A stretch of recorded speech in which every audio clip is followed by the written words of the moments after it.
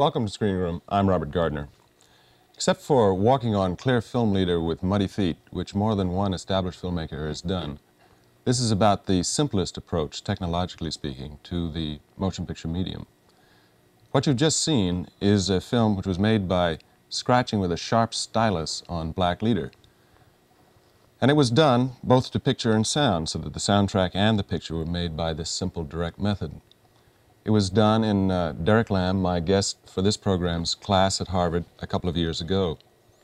Do you agree that the flash flood film that we saw is about as simple a way of making a film as there is? It really is, and it's a kind of technique that has been done a lot. But I think, especially in terms of starting teaching film, particularly for children, or for students just starting in, it's just a great way to, for the first few days or whatever, to get acquainted with film. It's especially with animation. I mean, you get to pull it out.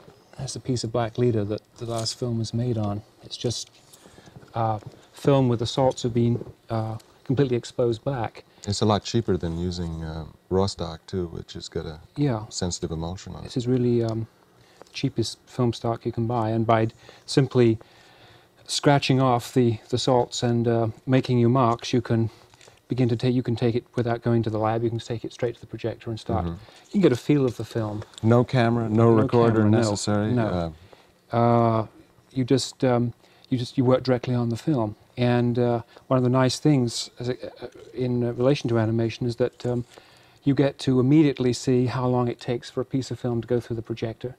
You can make a mark here and a mark here, and you're quite surprised at how fast that'll go by. So there's some very basic things in terms of motion and timing that can be sort of gotten right into before you go to camera. It's a little surprising to students, I think, from time to time that it takes a little while to make even the simplest mark over and over again, which you have to do in order to make it sort of move on the screen. Right. The amount of film you need to go through the projector to get any time of footage. In fact, the first inclination is to do one here and then do one there and run straight to the projector and wonder where it goes too fast. Yes, so it's that kind of thing that this technique is good for. As I say, some very beautiful films have been made in this technique. Yeah, Norm McLaren particularly. Yeah, and Lai. A lot of films have been made that are very beautiful, but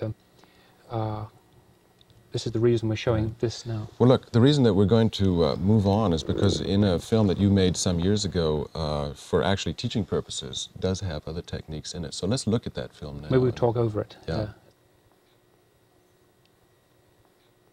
This is black leader being unrolled. And you can see there's a base side, the acetate side, and the emulsion side. Now this is a regular artist's cutting knife, a sharp blade that is just taking off the emulsion. To make it transparent to light. Yeah, so when it goes into the projector, the only place the light of the projector bulb will project through is that place. And you project it and you just get two simple lines in this case.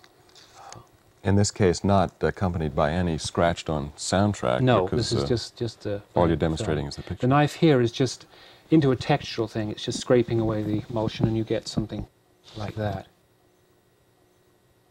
Here, the knife is taking note of the individual frames, and so there will be a sense of continuity, frame to frame. Yeah, actually, you can scrape all along a piece of film. You don't have to do it in each individual frame, do you? That's right.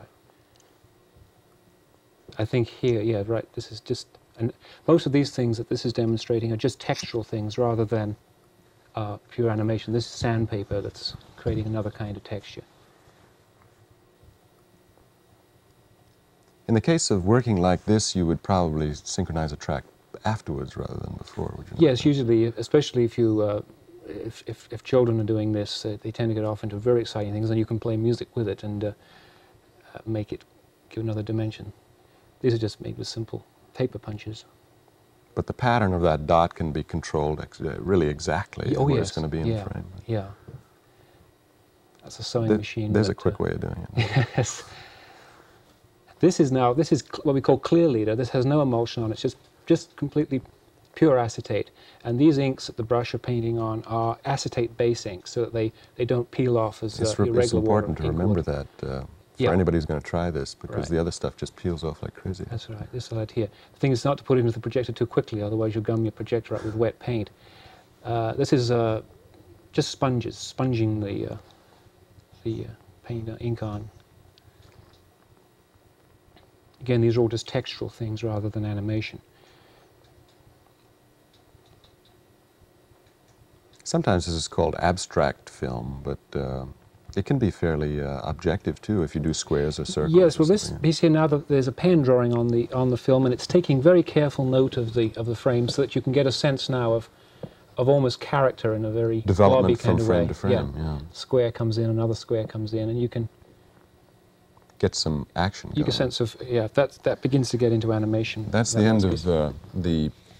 Actually, it was made as a loop, so you're supposed to see it over and over again, I think. Aren't you? That was made as to be screened as a loop in a classroom, so that it would go round and round until people got the idea. Well, Derek, it seems to me that this medium is infinitely resourceful, or at least very resourceful. I mean, already you're showing ways of working with the medium which most people don't think of immediately. I mean, the common conception of the medium is that you've got to have a camera and you have to have a lens and so forth. Well, we do have a camera here, and you're going to, I hope, tell us what the next step up in complexity is for animation. Well, as I say, I'd like to, just for the first part of the program, just show clips that are from some of the basic exercises in animation that aren't necessarily finished films, and then later on in the program show some more, more complicated and more finished things. But the overriding thing, however simple the technique is that we're really dealing with the art of motion, and there are many ways to achieve it. Mm-hmm. Let's sort of get into this. This is the camera that an awful lot of people start with to do simple animation. It's a 16mm Bolex. Because it has a nice single framing action to it. It takes one picture at a time, and so that the artwork or the materials under the camera can be photographed sequentially onto the film, and you build up your strip of film that way. It's pretty important to keep it very steady, isn't it? I could do a sketch of a kind of very basic give me the stand that I sometimes set up in a teaching situation, particularly if you're not in a position to get onto professional stand. In fact, I have one of these set up as a camera that I use all the time, and this would be here a 3 or 4 inch pipe, mm-hmm. and welded on the bottom would be just a plate, which you can then screw into a tabletop.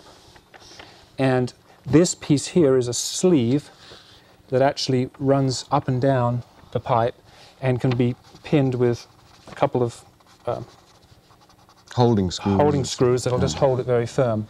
Then, very simply, you should just weld a piece of metal to the sleeve there, and onto that place a plate, weld a plate there, which then will act as it were like the head of a tripod. Mm-hmm. And if you have a hole drilled there and the thread in, then the Bolex, or whatever camera you're using, you don't have to use a Bolex, can just simply sit here, okay, with the lens facing down, and then you're free to start animating underneath, and you can move the camera up and down according to how large you want your field of operation. Yeah, and since the Bolex is a reflex camera, you can be looking through the eyepiece and seeing what you're taking. Right, you look through, and so this is, the simplest but very effective way just to start if you're in a classroom situation. What sort of thing do you imagine doing in a classroom situation like that? Well, the piece of film actually I think we're going to see now is taken from a very, I think, of a typical exercise of just starting, and often after one has learned to thread the camera and know how to sort of take the frames, mm-hmm.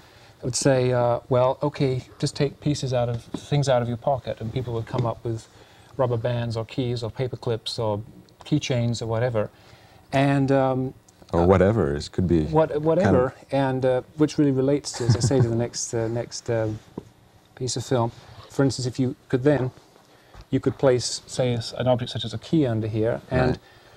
The camera's going to record the motion that you're able to engender into. So you do simple things like rotating the key, or making it hop over a rubber band, or be shot away by a rubber band, right. or anything. That's the name of the game, is to breathe some life into these inanimate objects. Right. And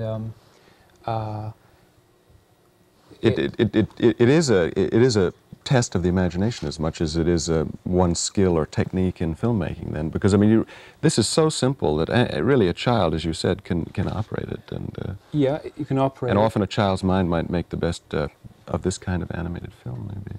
I think so, and it's surprising to see out of it just a simple playing with paper clips and keys and what have you. I always say the name of the game is the